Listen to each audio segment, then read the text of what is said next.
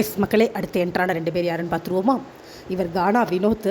இந்த பாப்புலரான big pass கொண்டாட்டம் சாங் எல்லாருக்கும் தெரிஞ்சிருக்கும்னு நினைக்கிறேன். ராஜு ஆடி கேட்டுக்கோங்க சேனலை அப்படின்னு சொல்லி ஒரு சாங் இருந்தது இல்லையா? அது இவர் தான் எழுதுனாராம். எனக்கு இப்போ தான் தெரியும். உங்கள் எல்லாருக்கும் முன்னாடியே தெரியுமா? அவரோட ஃபேமிலி ஒய்ஃப், அழகான 2 குழந்தைங்க இருந்தாங்க. பார்ப்போம் என்ன பண்ணுறாருன்னு. இவரை பற்றி ஒன்று கெஸ் பண்ண முடியல. அடுத்து உள்ள வந்தவங்க வியனா. இவங்க மாடல் அண்ட் ஆக்டர்ஸ்ன்னு சொல்கிறாங்க. பட் எனக்கு இவங்களை எங்கேயும் பார்த்த மாதிரி தெரில. நீங்கள் பார்த்துருக்கீங்களான்னு சொல்லுங்கள்.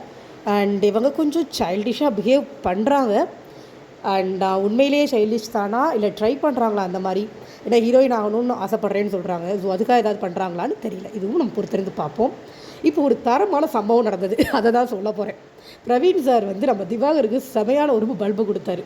திவாகர் ஆக்டிங் ஸ்கில்ஸ், அதனால தான் உள்ளே வந்தேன் அப்படின்னு எப்பவும் போல் அவர் பேச, நம்மளோட Praveen sir okay okay okay அப்படின்னு இக்னோர் பண்ணிட்டு போயிட்டாரு.